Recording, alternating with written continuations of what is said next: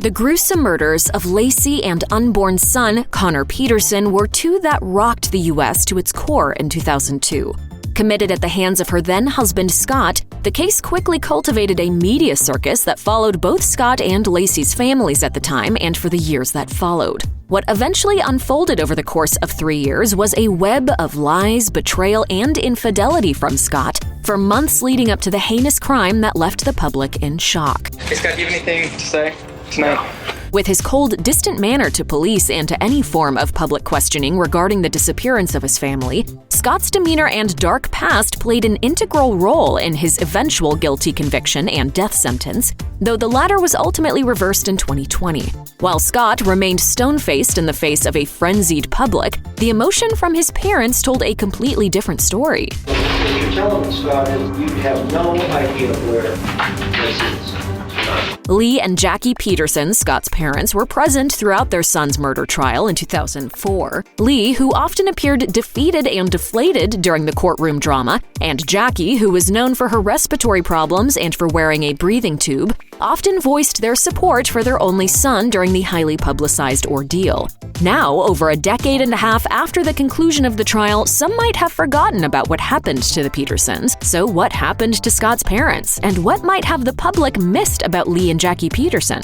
Here's what we know. Amidst a tumultuous murder trial for Scott Peterson, Lee and Jackie Peterson put on brave faces every day in an effort to prove their son's innocence, even if it meant duking it out with Lacey Peterson's family. Though the tension between the two families boiled over in the courtroom, Peterson's parents never backed down in defense of their only son. I just am sick of this. When Lee took the stand during Scott's murder trial, he stated that he was proud that Scott was his son. Later on in the trial, Jackie also echoed a very similar sentiment, showing both Lee's and Jackie's unwavering commitment to absolving their son of guilt. Prior to Scott's arrest, he was found to be in possession of a car under Jackie's name, as well as camping equipment, clothes, 4 cell phones, and 2 driver's licenses that belonged to him and his brother, apparently indicating intentions to flee the country, according to CBS News. When the time came for questioning, Jackie revealed that she advised Scott to purchase the car under her name to avoid the social duress accompanying the trial.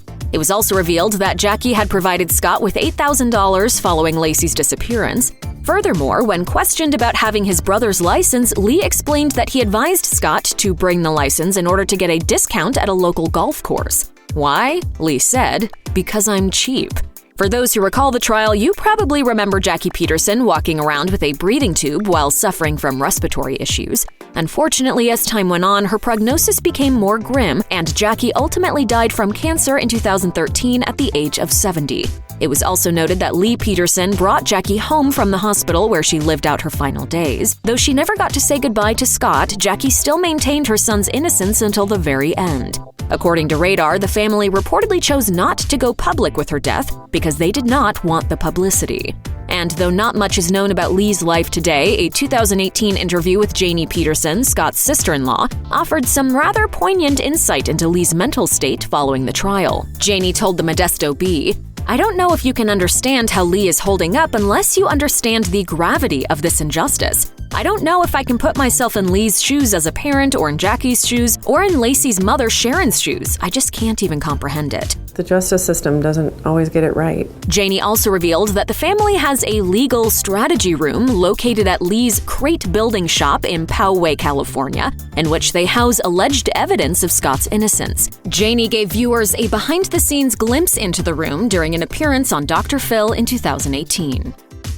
Check out one of our newest videos right here. Plus, even more Nicki Swift videos about your favorite things are coming soon. Subscribe to our YouTube channel and hit the bell so you don't miss a single one.